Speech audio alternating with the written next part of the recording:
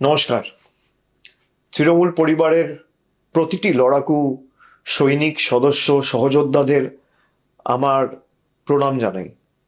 আপনাদের সকলকে আমার শ্রদ্ধা, কৃতজ্ঞতা ও ভালোবাসা জানাই।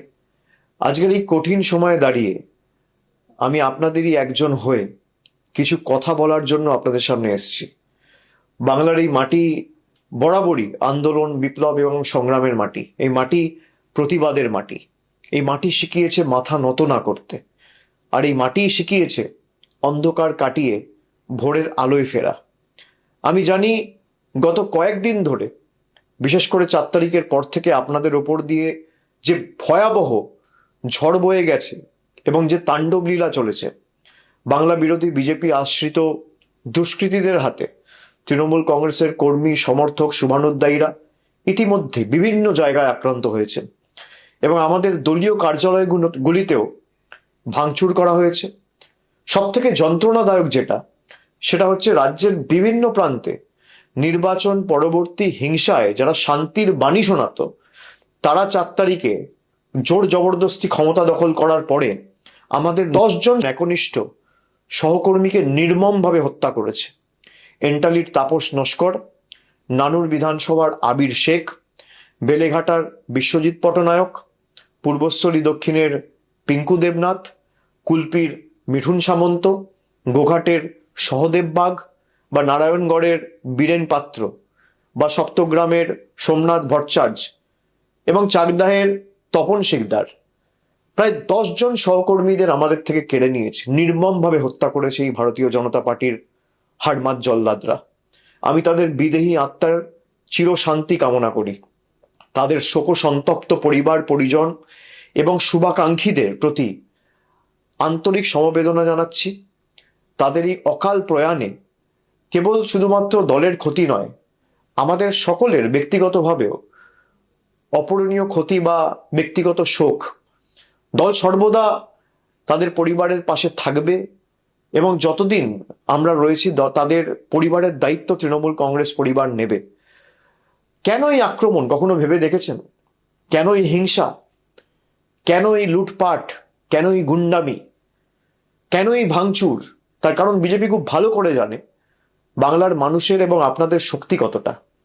যারা কাপুরুষের মতো অন্ধকারে হামলা চালায়, তারা আসলে আপনাদের সাহসের মোকাবিলা করতে ভয় পায়। তার কারণ তারা জানে যে তারা লুটপাট করে ক্ষমতায় এসছে।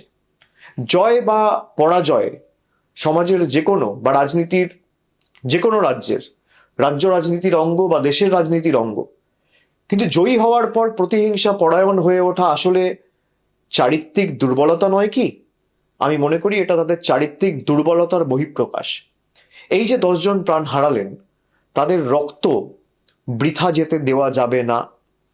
তাদের আত্মত্যাগ আমাদের পিছু হাঁটার কারণ হতে পারে না, বরং তাদের দেখা স্বপ্নগুলি পূরণ করাই হবে আমাদের অন্যতম দায়িত্ব এবং আগামী দিনের শপথ। মনে রাখবেন, তৃণমূল কংগ্রেস এমন একটা দল যার জন্ম হয়েছে রাজপথের ধুলোয়, আন্দোলনের মাধ্যমে, লড়াইয়ের ময়দানে, হার না মানা মানসিকতার মধ্যে দিয়ে। মনে পড়ে সিঙ্গুর নন্দীগ্রামের সেই দিনগুলি, যখন চারিদিকে ছিল শুধু বারুদের গন্ধ আর সিপিএম এর হাড়মাত বাহিনীর লাঠির আস্ফালন। তখন কি আমরা কেউ মাথা নত করেছিলাম? ভয় পেয়েছিলাম? দমাতে পেরেছিল তৃণমূলকে? উত্তর হচ্ছে না। আমরা সেদিনে বুক চিতিয়ে দাঁড়িয়েছিলাম বলেই আজকে বাংলার মানুষ আমাদের সুযোগ দিয়েছিল 2011 সালে, এবং আমরা বাংলার মানুষের হৃদয়ে জায়গা করে নিয়েছিলাম। আজকের ওই প্রতিকূল পরিস্থিতিতে অন্য কিছু নয় বা নতুন কিছু নয়, এ হলো এক অগ্নি পরীক্ষা। সোনা যেমন আগুনে পুড়ে খাঁটি হয়, আমাদের সংগঠনকেও, তৃণমূলের সর্বস্তরের সৈনিকদেরকেও এই অগ্নি পরীক্ষার মধ্যে দিয়ে আরো শক্তিশালী হয়ে উঠতে হবে। আপনারা সকলে জানেন 2014 লোকসভা নির্বাচনে আমরা 34টি আসন পেয়েছিলাম। পরবর্তীকালে 19-এর নির্বাচনে লোকসভার ভোটে আমাদের ফলাফল প্রত্যাশিত না হলেও আমরা 22টি আসনে জয়যুক্ত হয়েছিলাম। তারপরের যে নির্বাচন 2024 সালে, সেখানে আমরা প্রায় 29টি আসন পেয়েছিলাম। দলের কাজ এবং আপনাদের পরিশ্রমে পুনরায় আমরা হারা আসনগুলো পুনরুদ্ধার করতে পেরেছি। 2021 সালে পশ্চিমবঙ্গ বিধানসভা নির্বাচনে আমরা প্রায় 215টি আসনে জয়যুক্ত করে হয়েছিলাম বা জয়লাভ করেছিলাম। মানুষ গণতান্ত্রিক রায় দিয়ে তৃণমূল কংগ্রেসের প্রার্থীদের সর্বত্র জিতিয়েছিল। এবং আমি বিশ্বাস করি যেভাবে এই লুট করা দেখেছি, এই নির্বাচনে বিজেপি কাউন্টিং এর দিনে যেভাবে লুট হয়েছে, আমরা বিশ্বাস করি যে এই রায় মানুষের রায় হতে পারে না। মানুষ আমাদের যা রায় দেবে আমরা মাথা পেতে নেবো, আমাদের কোনো অসুবিধা নেই। সে 80 হতে পারে, সে 8 হতে পারে, সে 10 হতে পারে, সে 50 হতে পারে, সে 100 হতে পারে, সে 200 হতে পারে। কিন্তু 100-র বেশি আসনে কাউন্টিং এর দিন যেভাবে একতরফা লুট করেছে কেন্দ্রীয় বাহিনীকে ব্যবহার করে, আমরা নিশ্চিতভাবে আগামী দিন বিচার ব্যবস্থার কাছে বিচার চাইব। আমরা ইতিমধ্যে দাবি করেছি কাউন্টিং সেন্টারগুলোর ফুটেজ রিলিজ করা হোক। বিভিন্ন জায়গায় আমাদের কাছে কাউন্টিং এর দিন যত কন্টেস্টিং ক্যান্ডিডেট রয়েছে তারা আমাকে যখন ফোনে জানাচ্ছিল যেই ভোটে ইভিএম হয়েছে আর কাউন্টিং টেবিলে যে ইভিএম আনা হয়েছে দুটো সিরিয়াল নাম্বার ম্যাচ করছে না। যখন রিটার্নিং অফিসারকে বলা হচ্ছে, রিটার্নিং অফিসারের কাছে কোনো উত্তর নেই, তখন কেন্দ্রীয় বাহিনীকে ডেকে তৃণমূলের এজেন্টদের মেরে বের করে দেওয়া হচ্ছে, তৃণমূলের ইলেকশন এজেন্টের কার্ড ছিঁড়ে দেওয়া হচ্ছে, কন্টেস্টিং ক্যান্ডিডেটদের কার্ড ছিঁড়ে দেওয়া হচ্ছে, কাউন্টিং হল থেকে বার করে দেওয়া হচ্ছে। যারা লুট করে ক্ষমতায় এসছে, যারা মানুষের ম্যান্ডেটকে ম্যানিপুলেট করে ক্ষমতায় এসছে, তারা ক্ষমতায় বেশি দিন টিকবে না। আমি বিশ্বাস করি সত্যিটা মানুষের কাছে যথা সময়ে উন্মোচিত হবে এবং সঠিক তথ্যটা মানুষের কাছে উপস্থাপিত হবে।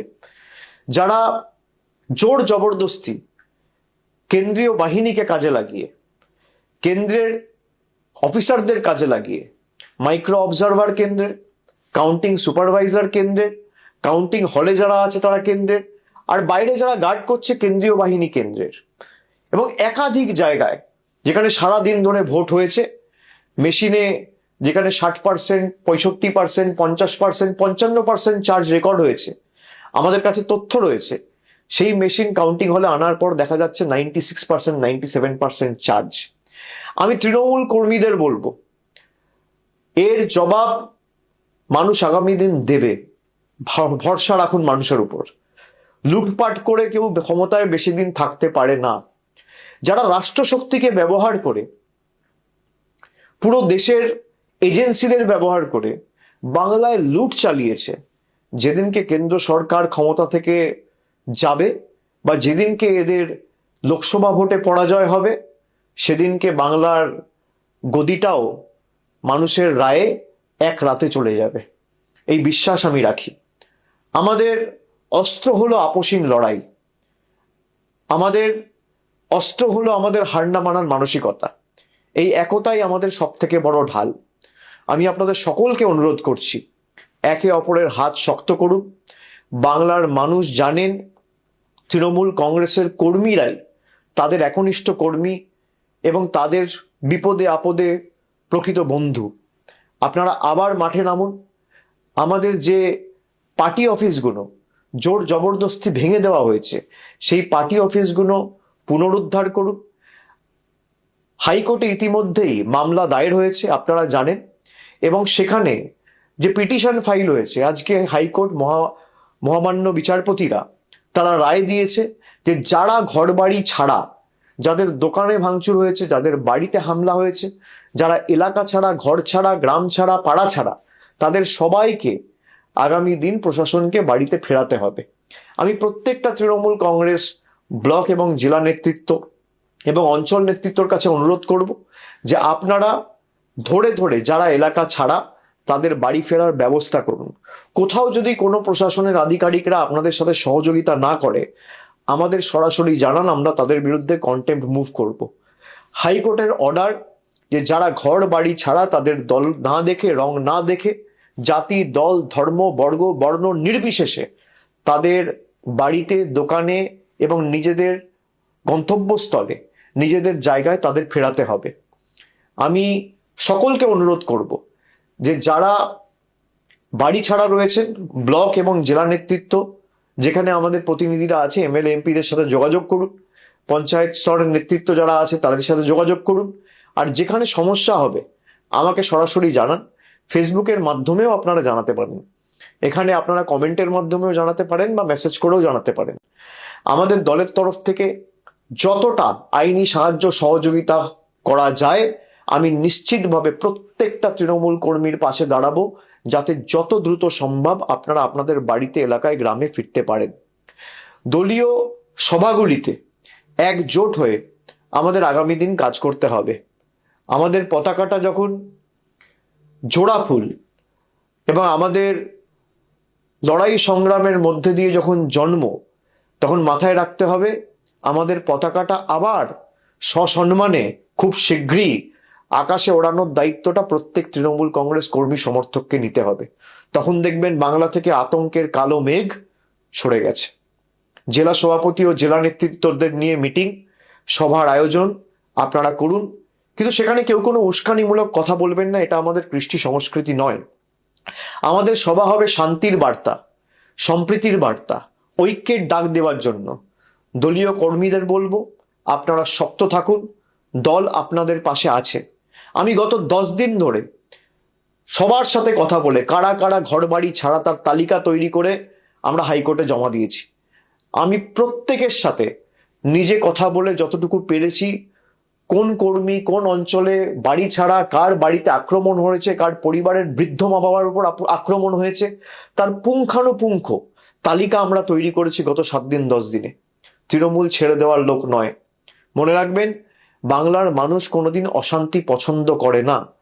আজ যারা এই তাণ্ডব লীলা চালাচ্ছে, রক্তপাত ঘটাচ্ছে, বাংলার মানুষ একদিন তাদের প্রকৃত শিক্ষা দেবে এবং সেই দিন বেশি দূর নয়। দেশের আইন আছে,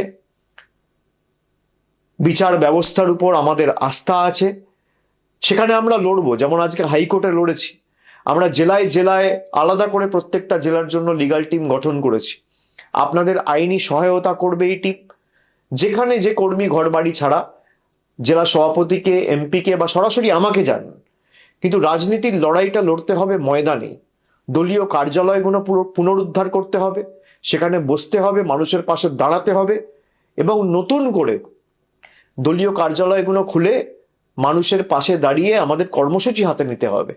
সকল কর্মী সমর্থকদের একজোট করে আপনারা ব্লকে, টাউনে, বিভিন্ন এলাকায়, বিধানসভায় বিজেপির সন্ত্রাসের বিরুদ্ধে আগামী 2-4 দিনের মধ্যে থানায় একটা ইন্টিমেশন জমা দিয়ে প্রতিবাদ মিছিল করুন। আমাদের নেত্রী মমতা বন্দ্যোপাধ্যায় সব সময় একটা কথা বলেন, বিপদের দিনে যে আগে বুক পেতে দাঁড়ায় সেই তো দলের প্রকৃত সৈনিক বা আসল যোদ্ধা। আপনারা সেই যোদ্ধার এবং সেই তৃণমূল দলের সদস্য। আজ যদি আমরা পিছিয়ে যাই বা এক পা পিছপা হই, তবে আমাদের সেই শহীদ ভাইদের আত্মা কোনোদিন শান্তি পাবে না এবং তাদের এই অকাল প্রাণ যেভাবে বিজেপি কেড়ে নিয়েছে, তাদের জীবন আমরা বৃথা যেতে দেবো না।